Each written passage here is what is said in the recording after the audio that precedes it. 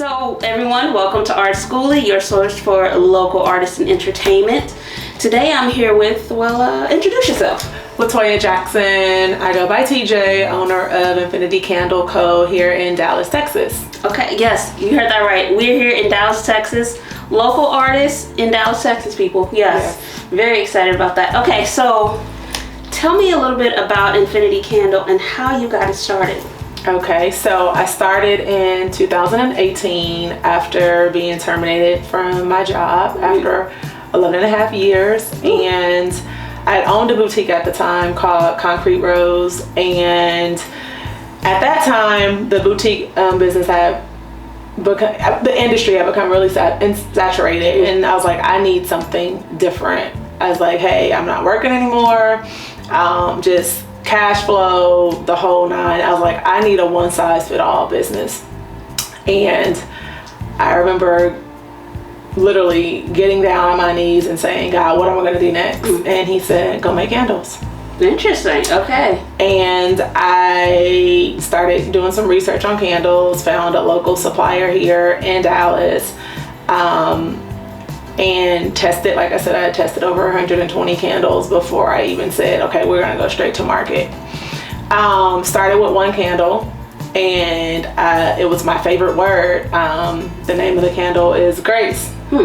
And I decided that I was going to use a quote that was very near and dear to my heart at the time, which was, by the grace of God, I am who I am. I was at the height of my career when I got fired. At the end of the day, like, this is who I am. This is part of my story. This is part of my journey. And then Journey was the name of my second candle. And it just went on from there. It was really me affirming or reaffirming to myself who I was. Because I look back and it's 3 years later and I'm like, I'm so happy. I'm so happy that they let me go, because I probably would have never left. So here we are. Yeah. And thank you for sharing that part of your journey, because I feel like a lot of people who are getting started in businesses, they only see the end, the success, but they don't hear the backstory or the things that led up to it. And sometimes that is a great story and we're happy to hear it, but then other times it's built from a tragedy or something that you had no control over. Now you have to take control of your life by reinventing yourself and things like that. So that's fantastic to hear that you were able to do that. I call it starting from ground zero, right? It's crazy because I just spoke to 1,000 girls on Monday about this very same thing, about looking at a starting over point, at not the point of the destruction, right, our demise, but look at it from a place of restoration and victory, right, and tenacity. And you just have to keep moving. And that's one thing I never did. I never stopped moving. When it got hard, I never stopped moving. When it got tough, I never stopped moving. When money ran out, I never stopped moving. You just figure out how to make it happen. And I'm a firm believer, like, you take one step, God's gonna take the other. But you have to meet him somewhere in the middle. Like, it's not just gonna fall in your lap. Yeah, so absolutely. So as much as you had faith, you also had works. Oh my God, faith without work is a lot of work. Yes, a lot of work, for sure. A lot of faith. Okay, that is awesome. So like I said, thank you for sharing that journey. Okay, now that we're all excited about your candles, where can we find you? Where are you located? Tell us more. Okay, so like I said, we're here in Dallas, Texas, sunny South. We're located in the historic South Side on Lamar, right across from the police station. Ironically, it used to be a Sears building. Yeah, it was a Sears building back in the day. Also, my website, www.infinitycandleco.com. You can also pick up our products on pier1.com, lindensandthings.com, Amazon. Yeah, and we'll have links to all of that below, so don't worry if you didn't catch it. We have you covered, don't worry. Yes. And then our social media handle is infinitycandleco_US. Okay. Because everything is made here in the US. All right, that's awesome. That's another something to mention. Women, minority owned. And what will you be showing me today? We're going to walk you through making a 12-ounce candle, basic 12-ounce Christmas candle. Okay, everybody, it is time to get down to business. Toya, take it away. All right, so we're gonna make a 12-ounce Christmas candle today. Okay. So I'm gonna walk you through the science of candles, as well as the process of making your own 12-ounce candle. So we're gonna get acquainted with some of the things that are on the tray. Your mixing spoon, your vessel or your jar, your pouring pitcher. There's a pair of gloves. We're gonna start with those first. Laura, put your gloves on. Our measuring cup, and then your fragrance, your wicks. Sorry. Your wicks and your wick stickers. Okay. All right. So when you wick, you want to put your three wicks in the middle. So right in the middle, side by side. So we're gonna do them like a triangle. I'm not gonna do them for you, but this is basically what you want it to look like. Okay. Now, I already have a question for you. Yes. Now, for this particular candle, is there a reason why we're using 3 wicks versus 1? Is there a preference or? Yeah, so typically the diameter of your jar will dictate how many wicks you put in it. And every single wax formula will require a different type of wick. So there's cotton wick, zinc wicks. This is a very common size, and you'll see like Pier 1 when they sell candles. They have their private label. Bath and Body, they're your common. It's very common to have your 3 wicks. Okay. Now, when I started though making candles 3 years ago, I used to do a 2 wick in it, and then with testing, I ended up going to a 3 wick with a lower, I guess, wattage, so to speak, if that makes sense. Okay. Yeah. All right. That's So awesome. very common. Cool.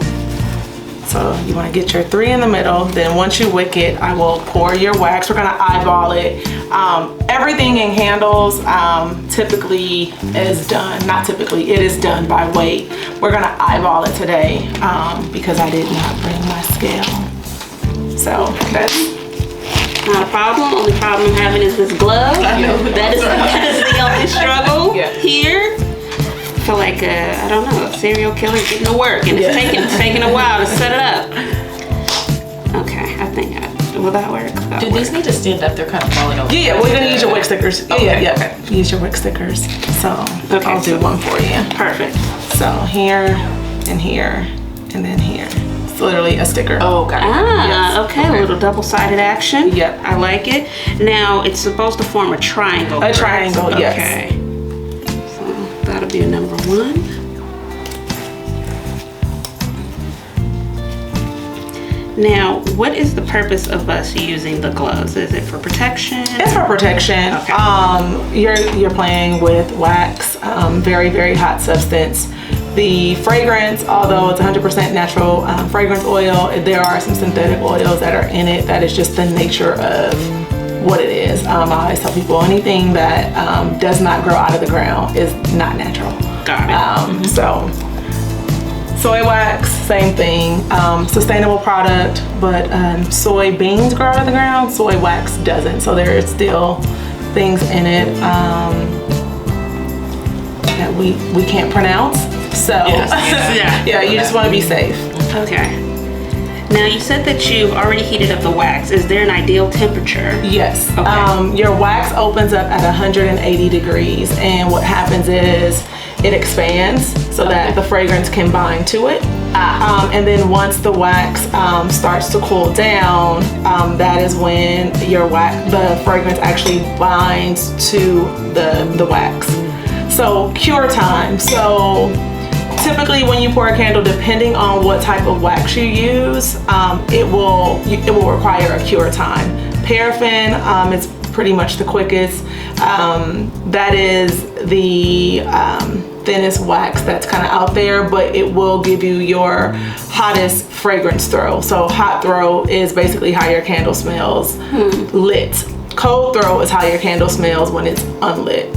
Okay. So every wax 180. There's some that go up to 200, like your coconut and your soys. And then once the wax, like I said, once it's opened up at 200 degrees or 180 in this scenario, You're gonna pour your fragrance in, you're gonna stir it for a minute, and then we're gonna pour it in your vessel. So the candle making process is very, very quick. It's the cure time that is really the science behind it. So with the wax that we use, it's a proprietary blend that we blend in-house. It is half soy, half paraffin. So your paraffin will help with the hot throw. Again, that's how it smells when it's lit. Your soy wax is going to help with the clean burning aspect of the candle. So I like to say with our fragrance, you get the best of both worlds. Okay. With our blend, you get the best of both worlds. And can you elaborate a little bit more on clean burning? What does that mean? It means no soot. So if you've ever lit an inexpensive candle, they are primarily paraffin. Again, it is the thinnest of the wax. Very, very, it's thin. So I can't even, so the paraffin wax, like if you ever gotten a pedicure, that soft wax that's really easy to peel off, that literally are your least expensive candles are primarily paraffin because it helps with the hot throw. It is the least expensive of the waxes that are out there. Takes a lot less fragrance, and what happens is you'll have manufacturers that will lean towards paraffin because of the cost and how well the fragrance binds to the wax. So if you ever spent under $10 for a candle, store-bought candle, it's probably not going to be as fragrant. Reason being, each wax holds about 10 to 12%, 10% in its weight. So soy, you can probably go up to about 12%, but any other wax, it's totally a 10% wax, 10% load per weight. So for instance, if you're pouring 1 pound of wax, it's about 1.6 ounces of fragrance. And that is literally all your wax can hold. If you pour any more fragrance in it, what's gonna happen is your wax is gonna sweat. So think of it like a sponge. It's very porous, right?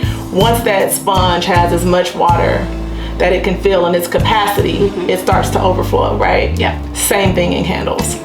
Okay. So more fragrance does not make your candle more fragrant. Got it. Okay. Yeah. So more is not more. More is not more. Okay. More is call the fire department because we're going to set your house on fire. Got it. Yeah. Danger zone. Yeah, okay. Danger zone, yeah. Understood. Yeah, the statistics say that 15% of all house fires are started because of unattended candles. The statistics are really, really high. So the liability behind the candle that you're making today, it's really high. Got it. Yeah, which is the reason why I'm still pouring by myself. Because, okay. Yeah. Got it. So don't try this at home. Don't try it at home. Yeah. Professional here. Yeah. Test. It's extremely important that you know what you're putting on the market. I know candles are a trend business right now.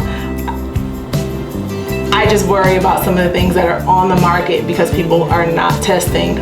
I will tell you, before I even sold one candle, I made about 120 candles and I tested them. I would literally fall to sleep watching the flame on my candle just to make sure it was burning across evenly and making sure that it was safe. So anything over a half an inch when you light your flame probably will tell me that your candle is deemed unsafe. You want to make sure your flame is low and warm and it melts all the way across, but anything that is, I've seen candles literally with flames this high. Wow. It's like you have to know that is a risk or a liability. So again, this has been tested. This theory has been tested. I've been producing this jar for 3 years, and it's not as easy as saying, oh, I like this vessel over here, let me grab it and make a candle out of it. Like, you really have to test. Yeah. So I'm gonna eyeball. I'm going to pour your wax in your picture. Okay. And then you're gonna use about half of the wax that's in, half of the fragrance that's in that brown jar. Okay. Do we need to measure that out, the fragrance, or No. just, okay. No, we're gonna eyeball it today because I left the scale. So I'm gonna do about half. Here, sorry. Okay, so we've talked about fragrance and we've talked about wicks. What about dyes? When you want your candle to be a certain color, how does that affect the scent? How does that affect, the quantity? What does that do to the candle? So I like my candles white, so I really don't use dyes. But same thing with dyes. I've used liquid ones. We have one candle that is colored. It's our Black Excellence candle, and it is black. But I prefer white candles that are clean. So typically the ratio is no more than 7 drops per 1 pound, because it will change the burn quality of your candle. Yes. Okay. So from here, we're going to take your fragrance, pour about half of it in, and then we're going to stir for a minute. Into here. Yes. Okay. That's good. Okay. That smells fantastic. Yeah. Wow. Okay. Christmas in a jar. Yeah. Okay, so this is Cedar Pine. Okay. It smells like a delicious Christmas tree. Yes. I don't know if that's right. Yes. It feels inappropriate to say. I call it Christmas in a jar. It does smell really good. Right? Like you could eat a tree. Yeah. I would eat this tree. I just put my tree up, so I'm just gonna burn this in my house. Right. I'm gonna put up a plastic tree and burn this in my house, and people will never know the difference. Yeah. How are we looking? You look good. I will say, because we're gonna do cure time. Let's go ahead and take your stickers, your infinity stickers, and put them on the front of your candle. I want to make sure you remember your experience. All right. Yes. Okay. This is gonna be the hardest part with these gloves, I think. Okay, and this goes on the front? Yep, right in the front, down the center. Alright. So cure time. So I started on that, but I didn't finish. So you're looking at about, I would say 4 days of cure time. The product, 4 days of cure time. So the candle that you make today, you will not be able to burn it today or tomorrow. I would say give it until Thursday because of the blend. Paraffin wax, like I said, your cure time is about 24 hours. Your soy wax, it generally is anywhere from 10 to 14 days. The longer you let your candle sit or cure, the better your candle will smell when you light it. Nice. So cure times are important. It's just like cement. It's the temperature, the setting, you have to allow it to like firm and mold and then actually bind. Okay, so that's awesome. Okay. You want that fragrance to stick to that wax. Yeah, so we're going for like an aged wine situation here. Absolutely. Okay. Yep. All right. So you can go ahead and pour really, really slow. Okay. You want to make sure that you don't create any air bubbles. You're probably a little over 12 ounces in that jar. It's perfectly okay. You want to fill it up almost all the way to the top. Okay. Now I'm seeing little tiny bubbles. Okay. That's okay.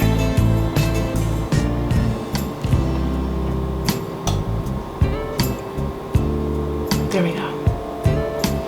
All right, we're just Almost perfect. Yeah, just a drippity drop left. Scaled. Okay.